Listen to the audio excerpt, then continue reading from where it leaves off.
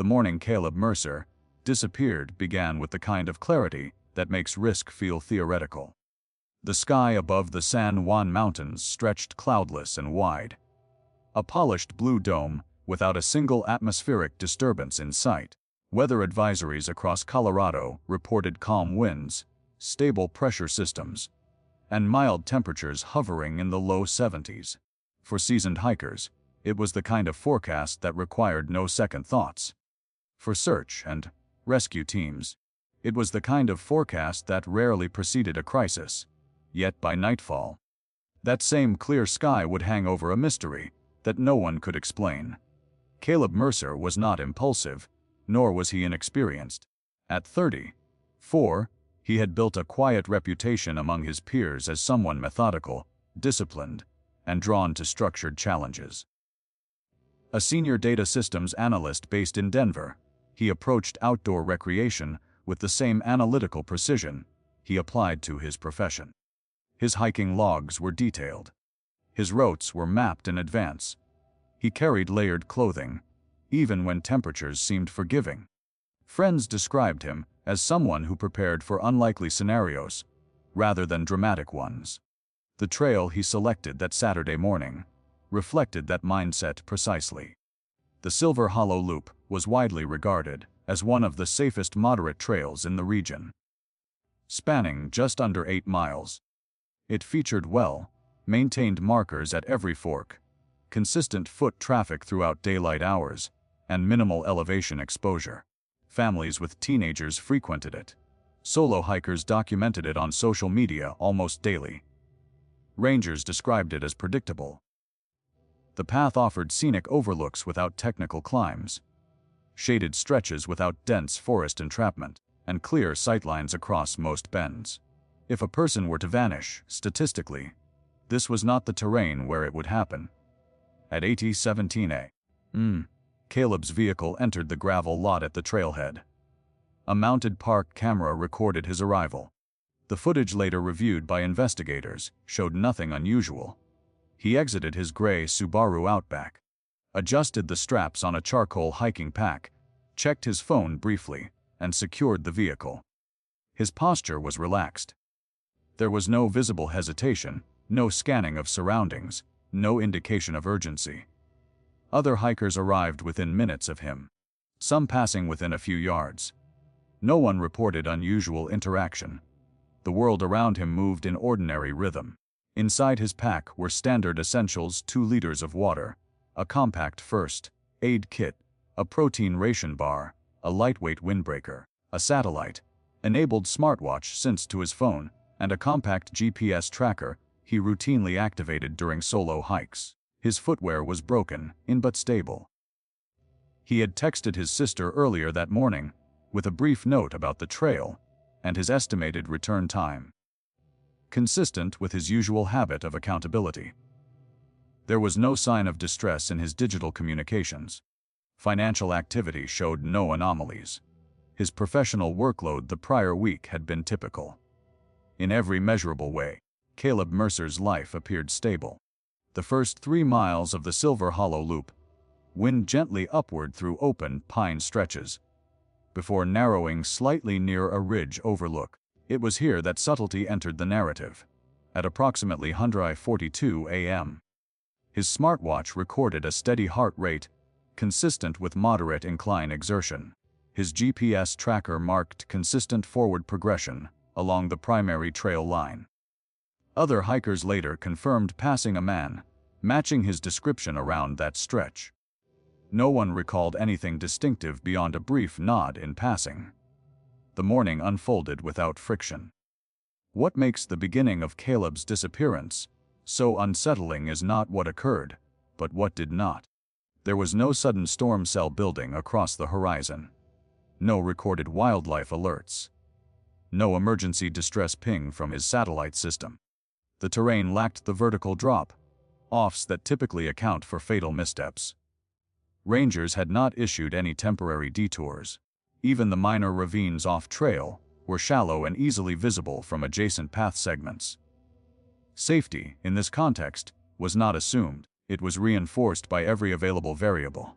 Yet at 11:37 a.m., his GPS path showed a slight deviation, no more than 20 yards, from the established trail. Such a shift was not inherently alarming. Hikers often step aside to take photographs, or allow others to pass. The deviation lasted less than 4 minutes, before the tracker's directional data flattened. His smartwatch transmitted one final standard heart rate reading at 11:42 a.m. After that, the stream of data ceased without warning. There is a psychological threshold that separates inconvenience from impossibility. Caleb Mercer's case crossed that threshold almost immediately. When he failed to return by early evening, his sister initially assumed delayed cell service. By 9:00 p.m., concern replaced patience. Park officials were contacted within hours. The same trail that had welcomed dozens of visitors that day was reframed as a potential search grid. What had felt safe at sunrise began to feel geometrically uncertain by nightfall. Investigators would later study the trail's design repeatedly, attempting to identify overlooked hazards. They found none significant enough to account for total disappearance. The parking lot remained undisturbed. His vehicle contained nothing unusual, no signs of forced entry, no abandoned personal effects, no indication he had intended to leave the area beyond a routine hike. Every environmental variable supported the assumption of safety, and that assumption is precisely what makes the outcome so disorienting. Disappearance narratives often begin with chaos, a storm, an argument, a visible mistake. Caleb Mercer's began with order, clear skies, a mapped trail, measured steps. If risk had announced itself, someone might have recognized it. Instead, something shifted in silence, in broad daylight, on terrain designed to prevent exactly this kind of mystery. And somewhere between that minor 20-yard deviation and the final recorded heartbeat, the illusion of safety fractured. Without leaving behind a single visible crack, the final confirmed image of Caleb Mercer does not show fear, urgency, or confusion. At 1:58 a.m., a motion-triggered wildlife camera, positioned near a narrow bend along the Silver Hollow Loop, captured a brief, partial frame of a lone hiker passing through its peripheral edge. The resolution was grainy, the angle imperfect, yet clothing analysis and time correlation aligned with his rote data. He moved at a steady pace, shoulders level, stride balanced. There was no visible hesitation in his posture. The forest around him appeared still, almost uneventful. If anything unusual occurred in that moment, it did not register on camera. That image would become the last visual confirmation of his presence. From that point forward, investigators relied on digital residue. Caleb's GPS tracker showed him continuing along the main loop for approximately 12 more minutes. The path was clean, linear, and consistent with established trail coordinates. Foot traffic that morning had been moderate.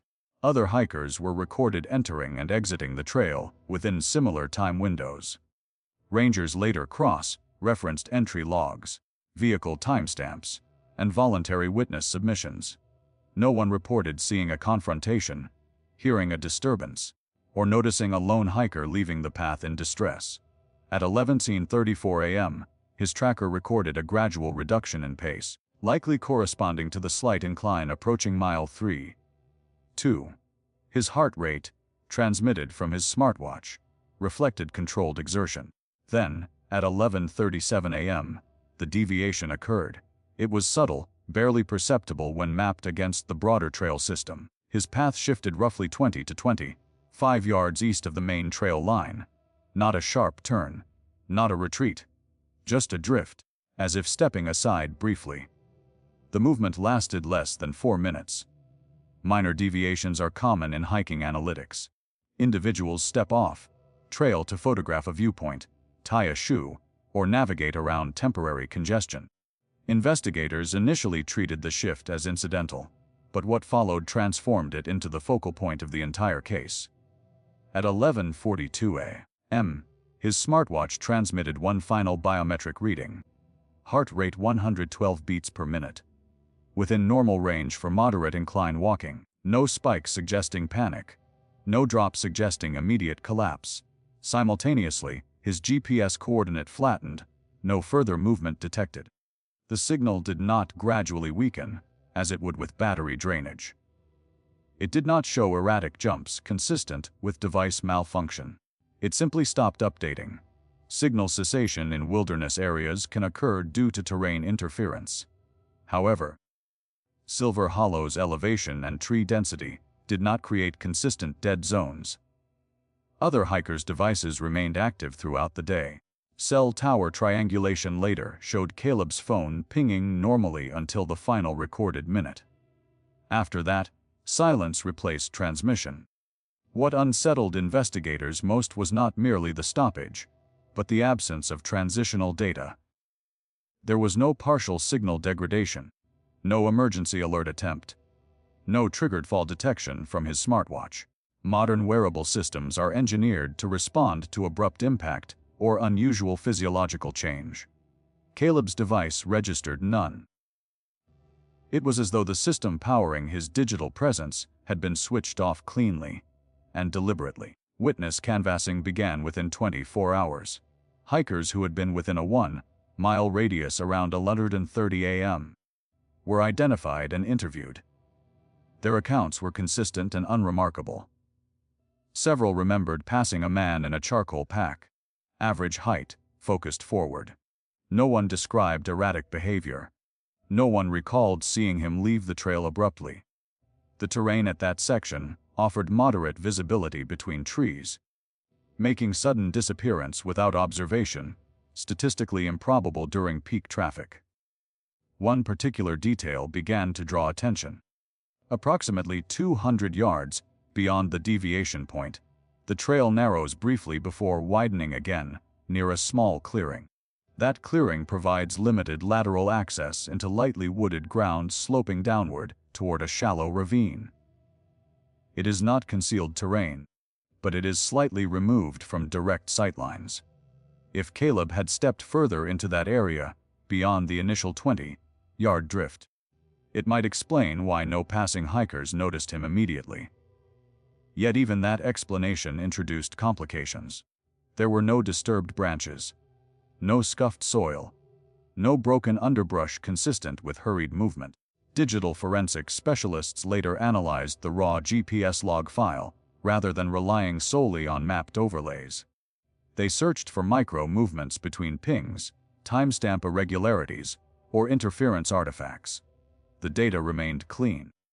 Directional vectors pointed east during the deviation, and then stabilized. The final coordinate was precise to within 3 meters. If he had continued moving beyond that coordinate, the system should have captured incremental shifts before battery failure. Instead, the feed ended at full operational capacity. The window between 11:37 and 11:42 a.m. became the most scrutinized 5 minutes of the investigation. Within that span, Caleb Mercer transitioned from active hiker to missing person. Yet nothing in his physiological data suggested alarm. No acceleration consistent with pursuit. No erratic directional shift suggesting confusion. No drop in heart rate that might indicate sudden medical collapse. In cases of wilderness disappearance, a triggering event usually leaves a measurable echo, an impact, a scream reported by nearby hikers, displaced terrain and SOS signal, even sudden weather interference. Here, there was no echo. The timeline remained intact up to the moment it didn't. Search coordinators later described that timestamp as a vanishing point. Not because it revealed something dramatic, but because it revealed nothing at all. The absence itself became the anomaly. If Caleb Mercer had encountered danger, it arrived without escalating his pulse. If he had fallen, the fall left no biometric trace. If he had chosen to step deeper into the trees, he did so without signaling distress. The final confirmed sighting, frozen in a blurred camera frame, showed a man walking calmly through a corridor of pine, unaware that he was minutes away from becoming untraceable. Somewhere between that slight eastern drift and the last recorded heartbeat, the routine of the morning fractured. And whatever interrupted his hike did so cleanly enough to leave behind a timestamp. But no explanation. By nightfall, the Silver Hollow Loop was no longer a recreational trail. It had become a grid. Within 6 hours of Caleb Mercer being reported overdue, search and rescue teams began deploying according to a protocol designed for efficiency, speed, and statistical reliability. Wilderness disappearances follow patterns. Most lost hikers are located within the first 24 to 48 hours. Terrain narrows options. Human endurance declines predictably. Tracks, scent, or digital fragments typically create direction. The system exists because, in most cases, it works. This time, it did not. The initial response was methodical. Rangers secured the trailhead parking area and documented every vehicle that had entered and exited between sunrise and early afternoon. Caleb's Subaru remained untouched. His phone went directly to voicemail.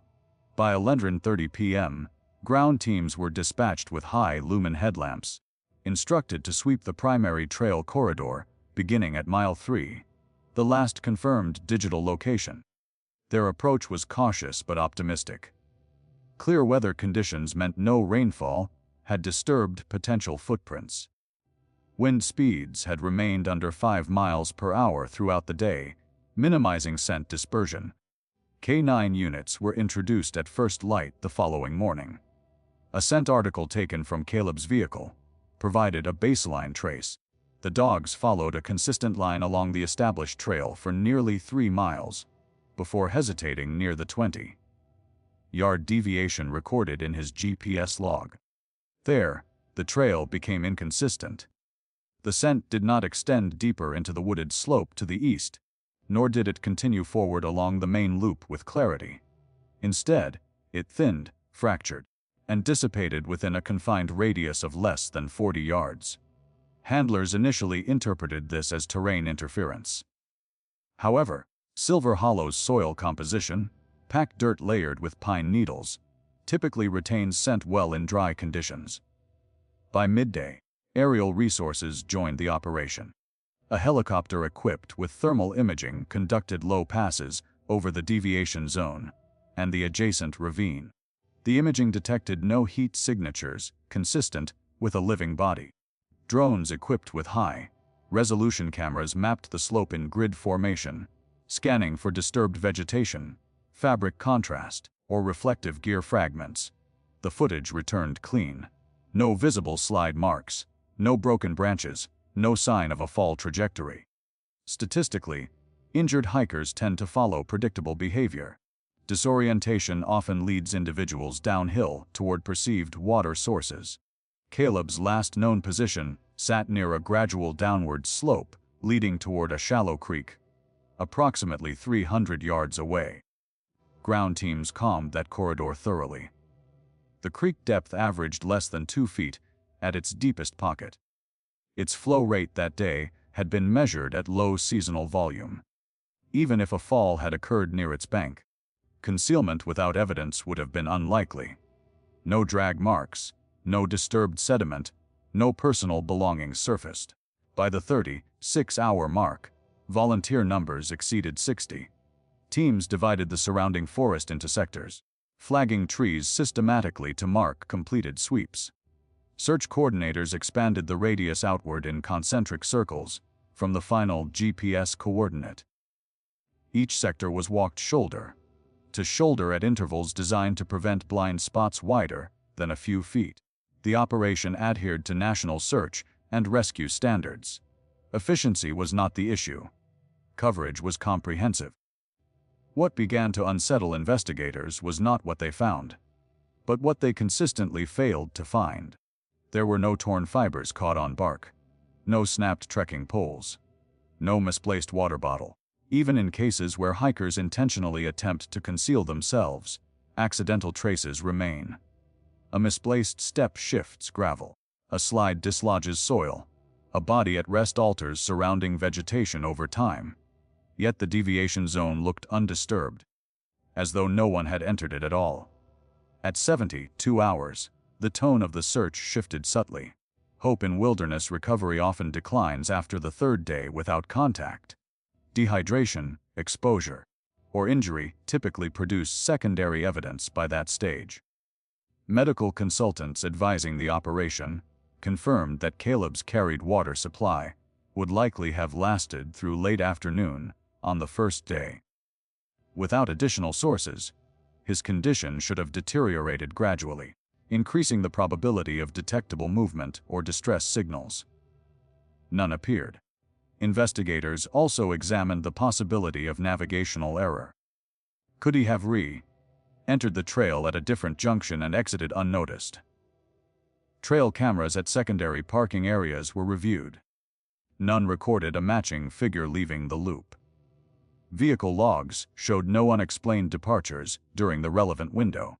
Every outbound car was accounted for and linked to identified hikers. The longer the search persisted without results, the more the case defied standard probability curves. The Silver Hollow Loop did not possess geological features capable of swallowing a person without trace. There were no abandoned mine shafts, no concealed fissures, no unstable cliff ledges near Mile 3. The absence of evidence began to outweigh the presence of terrain. By the fifth day, search coordinators faced a dilemma. Resource allocation protocols required justification for continued expansion, yet withdrawing felt premature. Family members arrived at the trailhead, observing the operation from a distance that felt both close and unreachable. Media presence increased, but remained measured. Officials emphasized diligence. Privately, frustration mounted. One detail lingered in internal discussions: the abrupt scent loss within a limited radius. Dogs are not infallible, but total scent evaporation in stable weather is uncommon.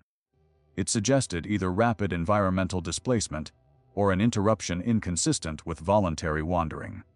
Still, no signs pointed clearly in any direction.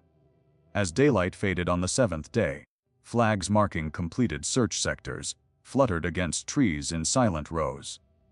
The forest looked as it had before the operation began: orderly, composed, indifferent. Every measurable inch of ground near the last known coordinate had been examined. If Caleb Mercer was injured nearby, he should have been located. If he had attempted to travel outward, some indication should have surfaced. Instead, the grid remained empty. Search operations are built on the assumption that people leave trails behind them. In this case, the trail seemed to end not with a misstep, but with an erasure. And as coordinators prepared to reassess strategy, a more unsettling question began to take shape. What if they were not searching for a lost hiker at all, but for a moment that had already removed him from the landscape entirely? The land where Caleb Mercer disappeared does not behave like a place that keeps secrets. Silver Hollow's terrain is not a labyrinth of cliffs or a maze of unstable rock shelves. It is measured, gradual, and topographically honest. Elevation increases predictably along the first half of the loop, cresting at a modest overlook before descending through widely spaced pine corridors. Sightlines, though occasionally interrupted by tree trunks, reopen within yards. From an aerial perspective, the landscape resembles a carefully folded map rather than a chaotic wilderness. And that predictability became one of the most troubling elements of the investigation. Topographic analysts were brought in during the second week of the search to model the area using elevation mapping software. They reconstructed the final GPS coordinate and overlaid slope gradients, drainage lines, and probable fall trajectories. The 20-yard deviation placed Caleb slightly off the primary trail, but not into dangerous terrain. The ground in that zone sloped downward, at a manageable angle of approximately 12 degrees, before leveling near a shallow ravine. The soil composition consisted of compacted dirt layered with pine needles, not loose shale or unstable scree. A misstep could cause a stumble, but it would not typically result in an unrecoverable descent. Investigators walked the slope repeatedly, attempting to simulate scenarios. A twisted ankle leading to a crawl, a misjudged step near a hidden route, a fainting episode triggered by sudden dehydration. Each reconstruction ended the same way: with a visible resting point. Even in simulations where balance was deliberately compromised, the body settled within short distance, leaving compressed vegetation or disturbed soil. Yet in the actual deviation zone, no such disruption existed. The forest floor appeared undisturbed, as if untouched by urgency. The ravine itself was modest, measuring less than 6 feet at its deepest section and spanning roughly 15 feet across. It resembled a shallow crease in the land, rather than a concealed drop. Its base was visible from several angles along the slope. Search teams descended into it multiple times. No displaced rocks, no fabric threads, no trapped gear. The creek that fed into the ravine was equally unremarkable, flowing quietly at ankle depth during that season. Hydrology experts reviewed water flow data from nearby monitoring stations and confirmed that no surge event or flash runoff had occurred that day. Even if a body had entered the water, downstream displacement would likely have left trace evidence along banks or bends. None was found. Wildlife patterns were also examined. The San Juan region is home to black bears and mountain lions, but wildlife activity reports during that week indicated no abnormal predator movement. Moreover, animal-related incidents typically leave forensic indicators: scattered belongings, drag marks, biological residue. Search teams trained in wildlife response detected none. The absence of such signs effectively reduced the likelihood of predatory involvement to minimal probability. One possibility remained difficult to dismiss: concealed terrain anomalies. Investigators scanned geological surveys for sinkholes, abandoned mining shafts, or naturally occurring fissures hidden by brush. Historical records showed no registered mining operations within a 5-mile radius of Silver Hollow. Ground-penetrating radar was considered, but ultimately deemed excessive given the lack of visible surface instability. Still, rangers inspected the slope for soft spots or hollow resonance beneath footfall. The earth remained firm and consistent. What unsettled analysts most was the clarity of the geography. If Caleb had ventured further east beyond the initial 20-yard drift, he would have entered increasingly open terrain before encountering denser forest half a mile away. To reach that density undetected, he would have needed to travel across visible ground during daylight hours when other hikers were present. No witnesses reported such movement. Trail cameras positioned at adjacent access points showed no unidentified figure exiting into secondary paths. Cartographers assisting the case began referring to the deviation zone as a closed system. Within a defined perimeter of roughly 200 yards, every physical feature had been mapped and re-examined. The terrain did not contain vertical shafts deep enough to conceal a person entirely. It did not contain unstable cliffs capable of collapsing silently. Even the tree spacing limited the possibility of an unnoticed fall wedged between trunks. Geography, in this instance, was transparent. As days passed, the land itself became a silent contradiction. Disappearances in wilderness often depend on concealment: steep ravines, heavy brush, unstable rock faces. Silver Hollow offered none of those advantages. Instead, it presented visibility and moderate slopes, features that typically aid recovery efforts. The more investigators studied the environment, the more it seemed incompatible with total erasure. Weather data reinforced the contradiction. The absence of rainfall between the time of disappearance and the beginning of the search meant the ground preserved its condition.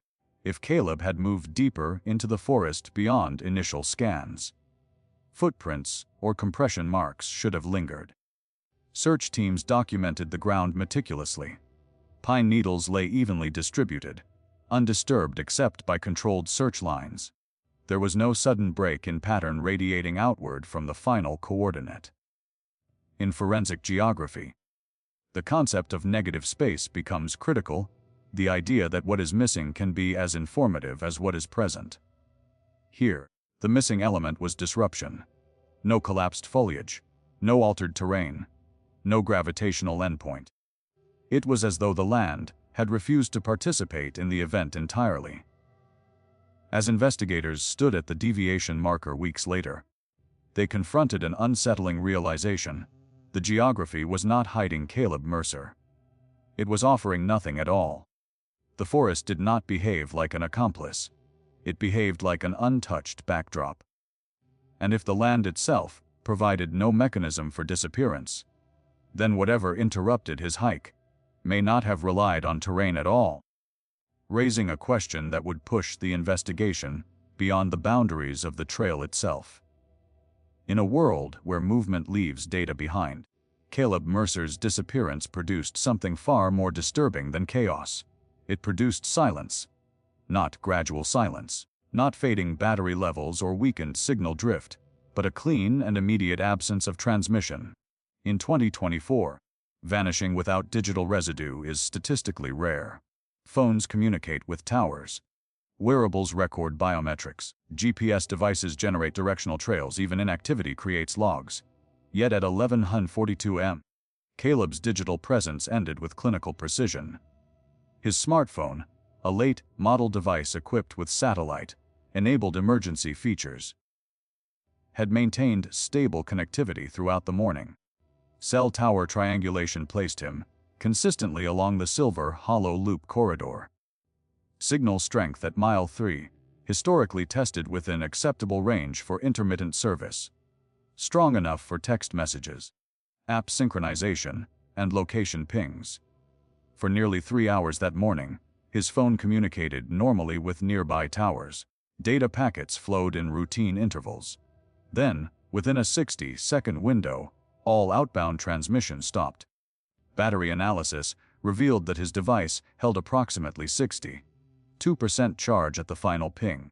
There was no gradual drain preceding shutdown. No warning notification. No system logged overheating or forced restart. For a smartphone to power off abruptly under those conditions would typically require physical damage or deliberate manual shutdown. Yet if physical damage had occurred, such as a hard fall, one would expect accelerometer spikes or abrupt movement irregularities in the metadata. Forensic technicians found none. His smartwatch told a similar story. The device had been actively recording heart rate, elevation gain, and stride cadence. At 11:42 am, it transmitted a final heart rate reading consistent with steady uphill movement. There was no sharp spike indicative of sudden fright, no plunge suggesting immediate medical collapse, no irregular arrhythmia pattern. It was as though his body remained calm until the exact second the system ceased communication. After that timestamp, the device stopped sending telemetry entirely. Digital forensic analysts examined the raw GPS log file rather than relying on simplified map overlays. They searched for micro jitters, timestamp compression artifacts, or satellite acquisition instability. GPS systems often produce subtle inaccuracies when obstructed by dense canopy or terrain shadowing. In Caleb's case, the signal remained locked to multiple satellites until the final recorded coordinate. Then it ended cleanly, no drift, no gradual inaccuracy expansion, no delayed buffering. One anomaly surfaced during deeper review. Approximately 30 seconds before the final ping, the GPS log recorded a minor directional correction, less than 3 degrees eastward. It was small enough to be inconsequential under ordinary circumstances. But investigators scrutinized every variable. That slight correction suggested either a brief physical turn or a minor device orientation shift. What it did not suggest was panic. The stride data remained stable. The most unsettling development came 3 days later during advanced tower analysis. A single incomplete signal handshake appeared in logs from a cell tower 12 miles east of Silver Hollow. The handshake lacked a full data exchange and did not include device authentication, making it impossible to confirm definitively as Caleb's phone. However, the timestamp fell within 90 seconds of his final known signal. Experts debated the plausibility of signal bounce, an atmospheric reflection phenomenon that can redirect cellular signals across unexpected distances. Weather conditions that day were stable. with no ionospheric irregularities typically associated with signal scatter. The bounce theory remained technically possible, but statistically unlikely.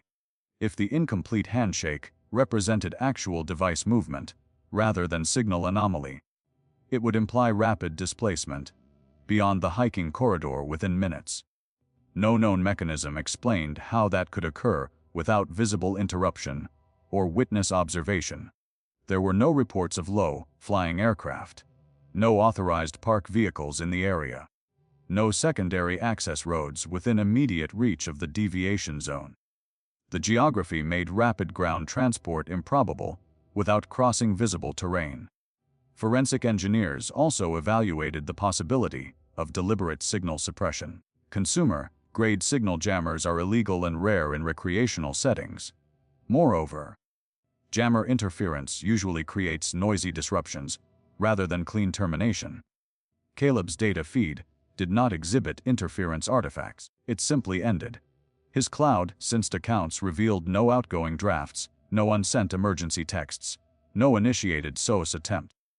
Even in situations where individuals are unable to speak, instinct often drives them to attempt contact. The absence of even a partial attempt added weight to the digital silence.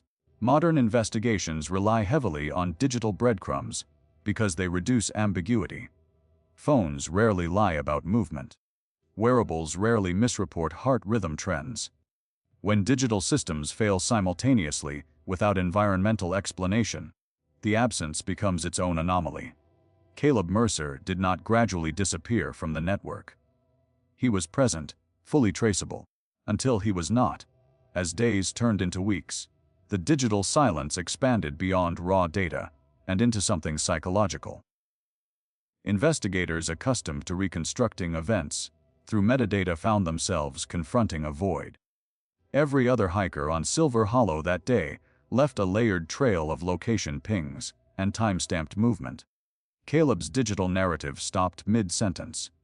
If his devices had been destroyed, fragments should have been recoverable within the search radius. If powered down manually, a motive or subsequent reactivation would likely appear. Neither occurred. The silence remained absolute. In an era defined by constant connectivity, Caleb Mercer achieved something almost impossible. He vanished not only from sight, but from signal. And as analysts stared at the final coordinate blinking on their screens, a troubling possibility emerged. Whatever interrupted his hike did not merely remove him from the trail. It removed him from the network entirely. Statistically, wilderness does not pose the greatest threat to a solitary hiker. People do. Terrain can injure. Weather can disorient. But human unpredictability introduces variables that geography cannot explain. As the environmental theories surrounding Caleb Mercer's disappearance began to collapse under scrutiny, investigators were left with a more uncomfortable line of inquiry, one that shifted focus from slopes and signal towers to proximity and intent. Silver Hollow Loop averaged moderate foot traffic on weekends, particularly under favorable weather conditions. On the morning Caleb vanished, park entry logs documented 27 vehicles between 7:45 a.m. and noon. Rangers cross-referenced license plates with state databases and contacted nearly every registered owner. Most cooperated quickly, providing photos, timestamps, and fitness app logs that confirmed their presence along predictable segments of the trail. Their digital footprints aligned cleanly with their statements. No inconsistencies surfaced in those interviews. However, one detail disrupted the pattern. At 8:03 a.m., 14 minutes before Caleb's arrival, a dark-colored SUV entered the lot. Its license plate was partially obscured by glare in the security footage. The vehicle remained parked for approximately 90 minutes, before departing at 9:41 a.m., earlier than most hikers completing the loop. Rangers initially categorized the vehicle as unrelated. Departure occurred nearly 2 hours before Caleb's final digital timestamp. Yet, when investigators reconstructed movement patterns, the timing introduced a subtle overlap window along the first half of the trail. The SUV's make and model were tentatively identified as a late 2010s Ford Explorer or similar mid-size utility vehicle. Efforts to enhance the plate image yielded incomplete results. A statewide search for partially matching plates produced multiple candidates, none conclusively linked to the footage. The driver's identity remained unresolved. Beyond vehicle logs, investigators examined known offender databases within a 100-mile radius. Registered individuals with histories of assault, abduction, or violent offenses were cross-referenced against park visitation records. No direct matches appeared for that weekend. Surveillance along highway exits showed no suspicious roadside stops or erratic driving behavior correlating with Caleb's timeline. Law enforcement agencies across nearby counties were notified, yet no reports of related activity emerged. Voluntary disappearance, though rare for individuals without documented distress, was also evaluated. Caleb's financial records showed no unusual withdrawals or transfers. His credit cards remained inactive after 8:10 a.m., the day he arrived at the trail. His apartment in Denver showed no signs of preparation for departure. Passport records indicated no recent travel inquiries. Digital correspondence reflected stable professional obligations and ongoing projects scheduled weeks ahead. Psychologists consulted by investigators reviewed his recent communication patterns and found no indicators of imminent withdrawal behavior. His life trajectory appeared consistent and future-oriented. Yet the human element persisted in another form opportunity. The 20-yard deviation in his GPS path placed him briefly out of direct sightlines from the main trail. If another individual had positioned themselves within that eastern slope, visibility could have narrowed temporarily. The window of vulnerability lasted less than 5 minutes. Within that span, an interaction could theoretically occur without immediate detection. However, for such an encounter to remove him entirely from both terrain and digital grid would require precision, speed, and coordination beyond spontaneous conflict. Importantly, no signs of struggle were found. The forest floor bore no evidence of scuffling or displacement. His heart rate did not spike prior to signal cessation. If confrontation occurred, it unfolded without measurable physiological alarm. That detail unsettled investigators deeply. Human threats typically generate stress responses. Caleb's biometric data suggested continuity, not panic. As weeks passed, investigators widened their scope to include indirect human factors. They examined ride-share activity within a 10-mile radius. They reviewed park maintenance logs to confirm no contracted workers were operating off-record. They analyzed social media posts tagged near Silver Hollow that morning, searching for background anomalies in posted images. One photograph surfaced showing a distant figure partially obscured by trees near mile 2.4, timestamped at 12 a.m. Resolution enhancement revealed nothing distinguishable. It neither confirmed nor eliminated presence. The unidentified SUV remained the only unresolved tangible lead. Investigators could not confirm whether its driver entered the trail at all. It may have belonged to someone who abandoned their hike early due to schedule constraints. Yet the incomplete plate and early departure prevented closure. Law enforcement issued a regional request for voluntary identification, but no owner stepped forward claiming the vehicle in question. In disappearance cases, the human factor often introduces motive. Here, motive was absent. Caleb had no known disputes, no recent altercations, no financial entanglements that might provoke targeting. Random violence in remote recreational areas is statistically uncommon, though not impossible. Still, such incidents usually leave residual evidence. Witness recollections of raised voices, disturbed ground, or abandoned property. None of those surfaced. What remained was a narrow corridor of uncertainty, 5 minutes, 20 yards, and a vehicle that could not be conclusively traced. Investigators began to consider whether the event that removed Caleb Mercer required neither motive nor visible struggle, only proximity and timing. The trail itself had offered no explanation.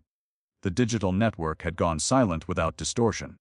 Geography refused to cooperate with concealment theories. Now, as the inquiry centered on human unpredictability, the most unsettling possibility emerged. Not that someone had been searching for him, but that someone had simply been there at the precise moment he stepped slightly out of view. And if that overlap was not coincidence, then the true story of Silver Hollow may have begun long before Caleb Mercer ever set foot on the trail.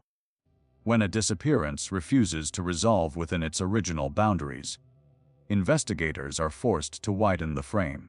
What begins as a localized search gradually becomes a regional analysis, and sometimes a pattern inquiry. By the fourth week of Caleb Mercer's absence, Silver Hollow was no longer the sole focus. The investigation began stretching outward, geographically, statistically, and historically, into territory that felt less defined and more unsettling. Initially, the expansion was procedural. Search coordinators extended the ground radius beyond the initial 2-mile perimeter, pushing into adjacent ridgelines and secondary access paths.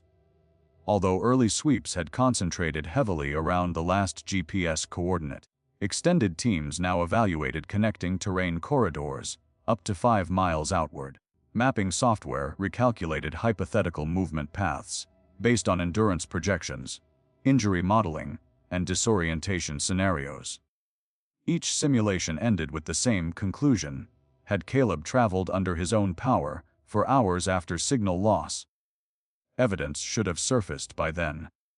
When physical expansion yielded nothing, investigators turned to database comparison. The National Missing and Unidentified Persons System was queried for disappearances under similar conditions: adult male, experienced hiker, moderate terrain, clear weather, abrupt digital silence. The filters returned multiple entries over the past decade across different states. Most cases eventually resolved, bodies recovered, accidents confirmed. A smaller subset, however, remained open. Those files carried a familiar language: no signs of struggle, no equipment recovered, last known location on well-trafficked trails. Analysts resisted drawing premature connections. Correlation does not imply pattern, yet similarities demanded review. In 2 prior cases, one in Northern California and another in Western Montana, GPS devices had also ceased abruptly without recorded malfunction. In both instances, search grids produced no physical trace within immediate radii. The geographic environments differed significantly from Silver Hollow, but the structural absence felt comparable.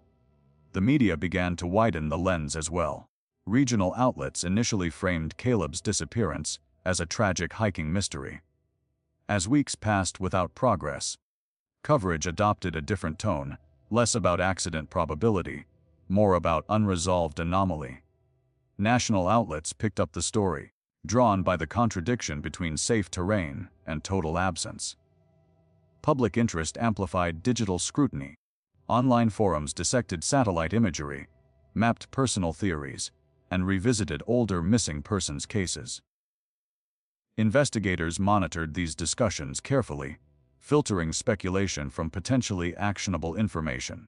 One independent data analyst submitted a report comparing weather stability and GPS dropout clusters across Western recreational trails. His conclusion did not identify a singular pattern, but highlighted statistical irregularities in areas where mild terrain coincided with unexpected vanishings. Law enforcement acknowledged receipt of the analysis, but cautioned against extrapolation. Still, the idea that Caleb's case might not exist in isolation began to circulate quietly within investigative circles. As the radius expanded beyond state lines conceptually, coordination between agencies increased. Information sharing agreements allowed cross-referencing of vehicle sightings, unidentified remains, and digital anomalies. Highway surveillance archives were reviewed again for the hours following Caleb's final ping. Traffic data showed routine weekend flow, no sudden accelerations from trail-adjacent roads, no recorded roadside incidents.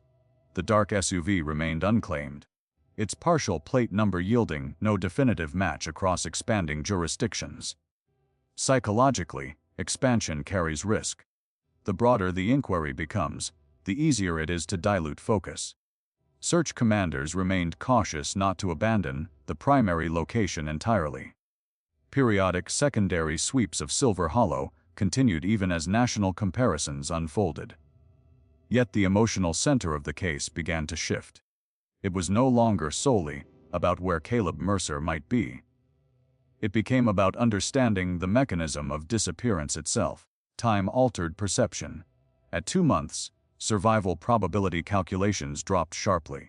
Environmental exposure modeling suggested diminishing odds of rescue. Yet the absence of remains complicated closure. Families can process tragedy with evidence. They struggle with voids. Caleb's relatives maintained public composure, requesting measured coverage, and resisting speculative narratives. Their steadiness contrasted sharply with the widening investigative map.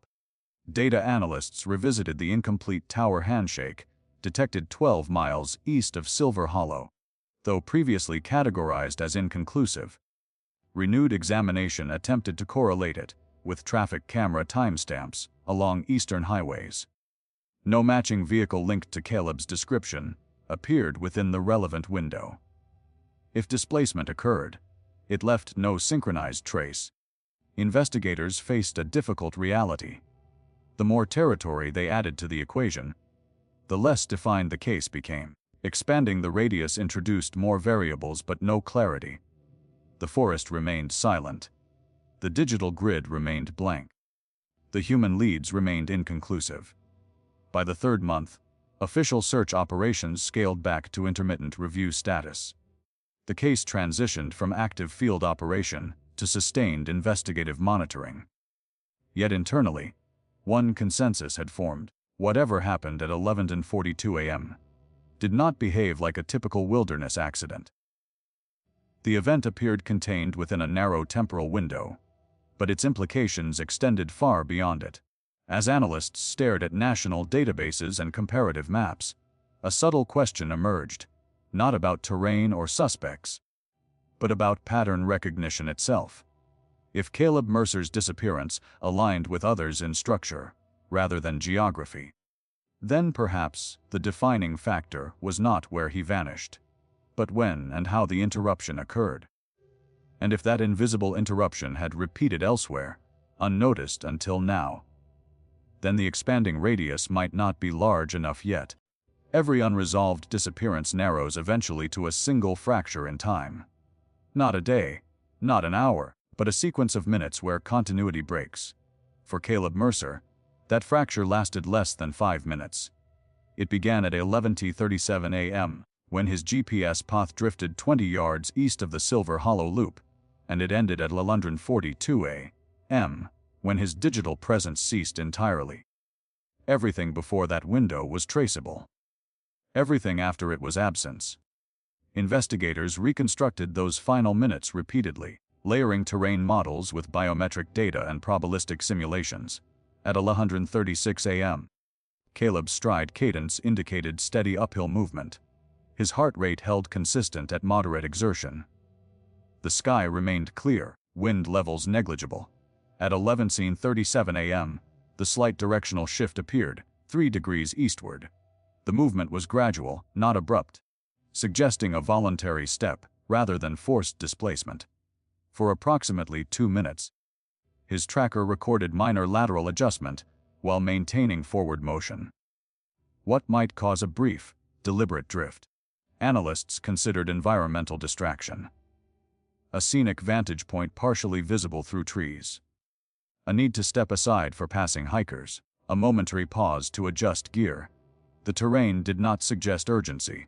His biometrics did not suggest alarm. The movement felt intentional yet casual. At 11:39 a.m., the GPS coordinates stabilized. For roughly 90 seconds, no directional change occurred. His heart rate remained steady. There was no acceleration spike, no recorded stumble, no abrupt elevation drop. In most physical emergency scenarios, falls, sudden confrontations, or collapse, biometric irregularities appear. Even loss of consciousness often triggers a brief heart rate fluctuation. Caleb's data remained calm. Then, at 11:42 a.m., transmission ended. Engineers attempted to simulate device destruction. A hard impact typically produces sensor spikes. Submersion in water often results in gradual signal degradation before total failure. Manual shutdown produces a logged system command. None appeared. The data did not taper. It stopped. Theories were layered carefully, each tested against available evidence. Accidental injury remained the most statistically common explanation for wilderness disappearances. Yet injury requires aftermath, movement toward assistance, detectable scent trails, or environmental disturbance. Search operations within a 200-yard radius yielded none. A fall into concealed terrain was improbable given slope mapping and repeated physical inspection. Even a medical emergency, such as sudden cardiac arrhythmia, would likely produce biometric irregularity before signal loss. The heart rate record suggested continuity until the final second. Foul play entered analysis reluctantly. The absence of struggle indicators complicated that path. For an encounter to occur within a 5-minute window without elevating heart rate or disturbing ground required extraordinary subtlety. It would demand speed, silence, and removal without trace. Investigators acknowledged theoretical possibility, but lacked corroborating evidence. No witnesses reported raised voices or unusual behavior near mile 3. No unidentified footprints diverged from established patterns. Voluntary disappearance remained the least supported theory. Financial, relational, and psychological assessments indicated stability. Moreover, voluntary departure would not logically require abandoning fully charged devices in a manner that left no physical trace. If Caleb had chosen to step away intentionally, some measurable action, withdrawals, transport, digital preparation, would likely appear. None did. Time modeling became central. Analysts measured the physical area Caleb could traverse within 5 minutes under various scenarios.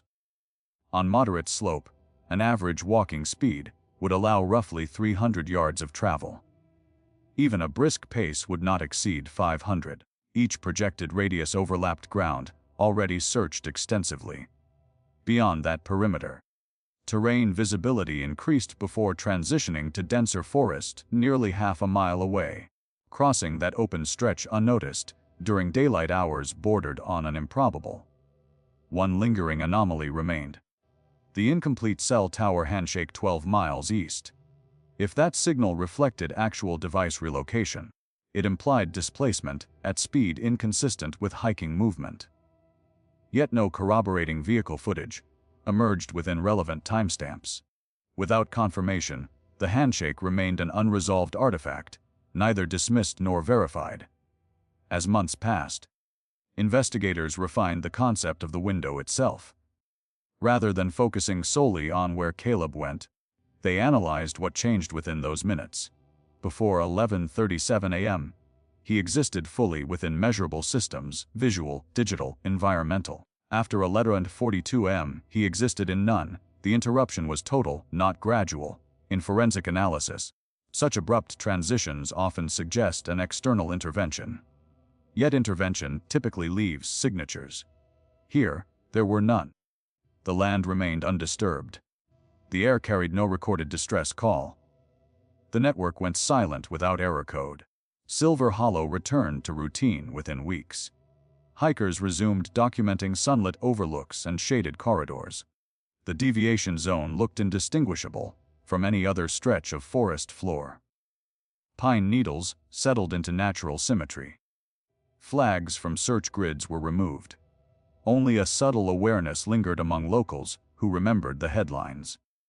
The window remained frozen in investigative records, 5 minutes suspended between traceability and void. It resisted closure because it offered no leverage point, no definitive misstep, no verified encounter, no environmental anomaly. Just a measured sequence ending without transition. Caleb Mercer stepped 20 yards off a safe trail on a clear morning. His heart was steady. His devices were functional. Within minutes, He crossed an invisible threshold that erased him from terrain, from signal, and from witness memory. And until that 5-minute fracture yields something more than silence, the question will remain, not where he is, but what, exactly, entered that window and closed it behind him. Caleb Mercer's disappearance endures not because of chaos, but because of order. Every measurable system surrounding that morning functioned exactly as it should have: weather stable, terrain visible, devices operational, until the precise moment they did not. No violence, no struggle, no environmental collapse disrupted the scene. Instead, a narrow window of time absorbed him without residue. The investigation expanded, theories evolved, but the fracture at 11:42 a.m. remained untouched. In a world defined by traceable movement, his absence stands as a contradiction. And until that contradiction is resolved, Silver Hollow will remain more than a trail. It will remain a question. If you found this case as unsettling as we did, take a moment to reflect on how quickly certainty can dissolve into silence. Disappearances like Caleb Mercer's challenge the assumptions we carry about safety, technology, and control. Share your thoughts below. What detail stands out to you the most? If you value deep, investigative storytelling that examines mysteries without sensationalism, subscribe and stay with us. Cases like this deserve attention, patience, and critical thinking. And sometimes, awareness is the only way unanswered questions continue to move forward.